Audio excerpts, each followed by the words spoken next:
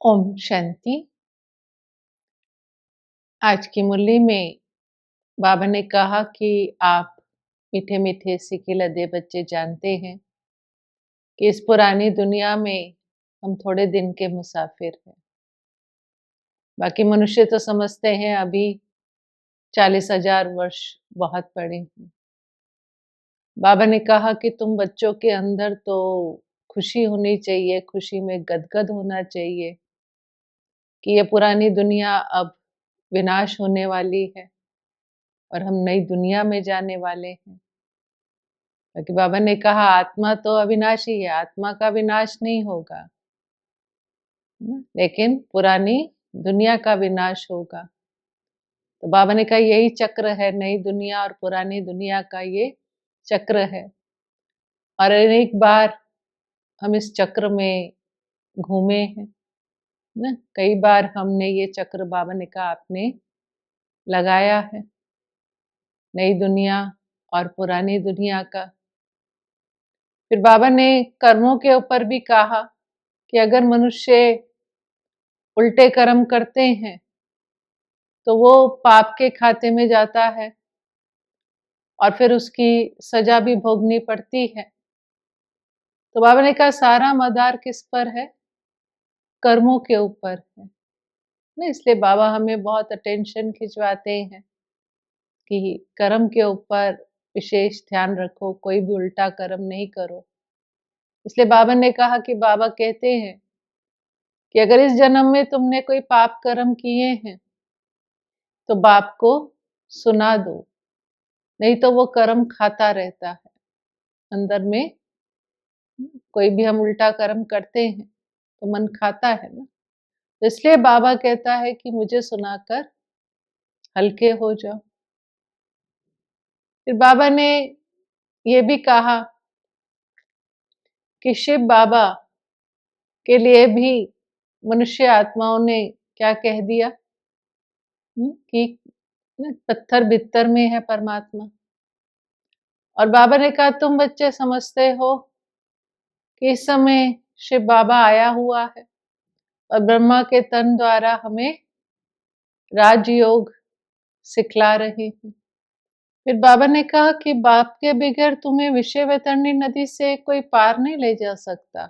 वही सहारा है तुम्हारा, वही उसी के सहारे हम इस विषय वैतरणी नदी को पार कर सकते हैं। इसलिए बाबा ने कहा तुम्हारे अंदर बहुत शुद्ध नशा रहना चाहिए।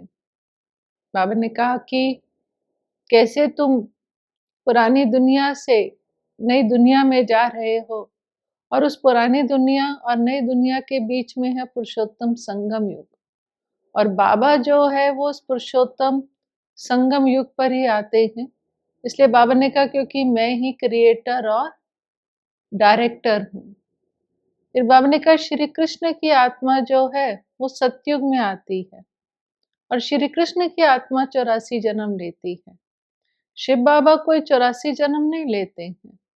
तो बाबा ने कहा श्याम और सुंदर श्री कृष्ण की आत्मा बनती है ना। जब सुंदर है तो श्री कृष्ण है, फिर वही आत्मा जब 84 जन्म लेकर श्याम बनती है तो वो ब्रह्मा बाबा है।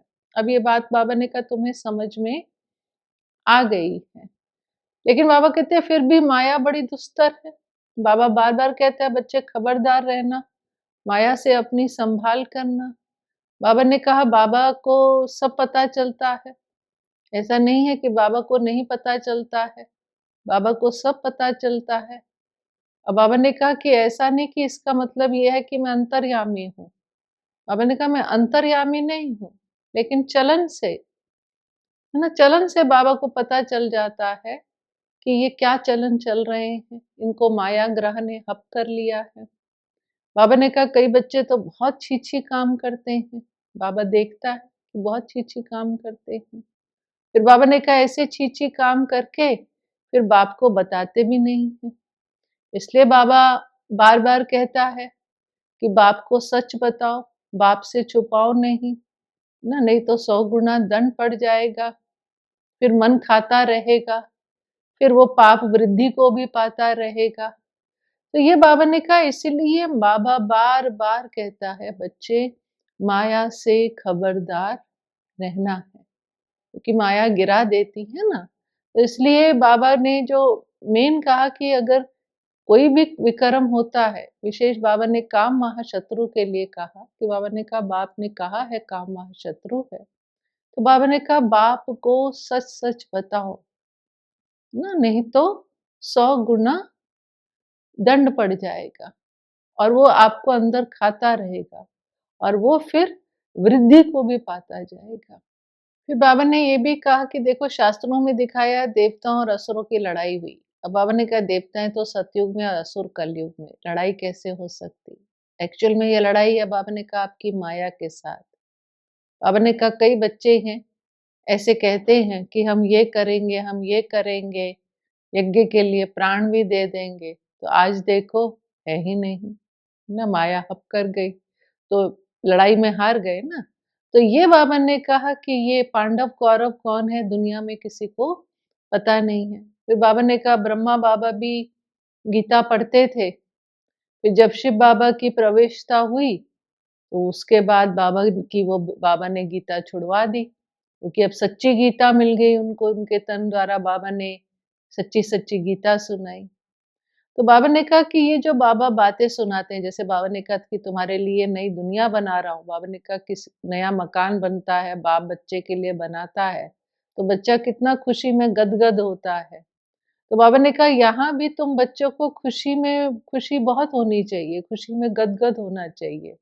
लेकिन बाबा ने कहा लेकिन अगर है ना जिसको माया ने हप करा हुआ है या जो छी कर्म उल्टा कर्म कर रहे हैं, तो बाबा ने कहा उनको खुशी नहीं होगी।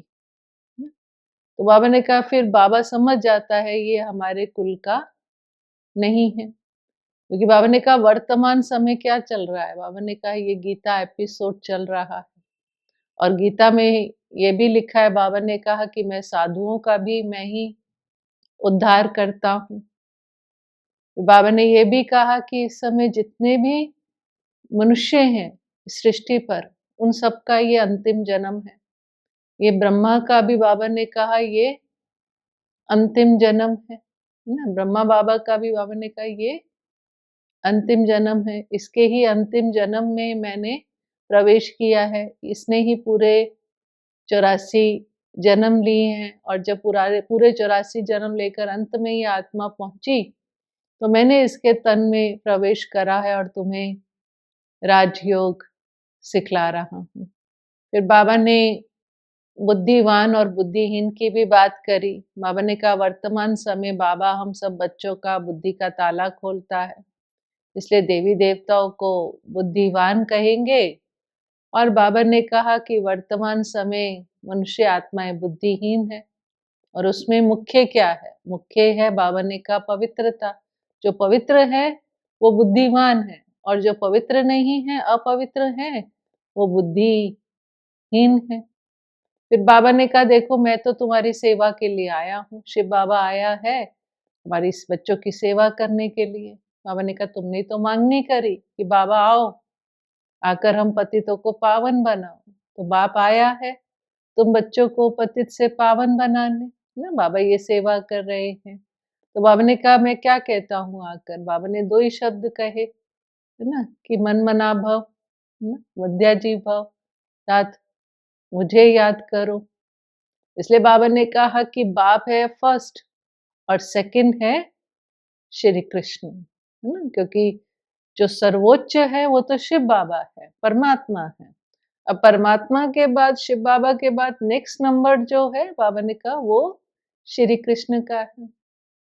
फिर बाबा के ने कहा कि बाबा के पास ना बच्चा आया एक, तो बाबा के पास बाबा ने कहा कई ऐसे बच्चे भी आते हैं जो पवित्रता की धारणा नहीं करते हैं।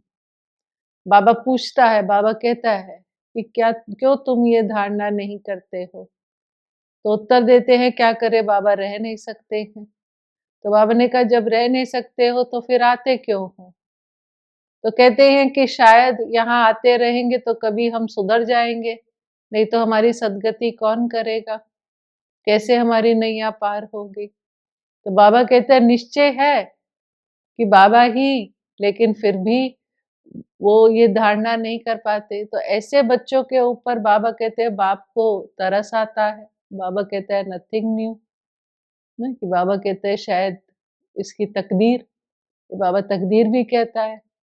फिर बाबा ये भी कहता है, बाबा ने कहा सब तो राजा रानी नहीं बन सकते हैं। बाकी बाबा ने कहा कि हर बच्चे को हिम्मत रखनी चाहिए क्योंकि अभी भी मार्जिन है।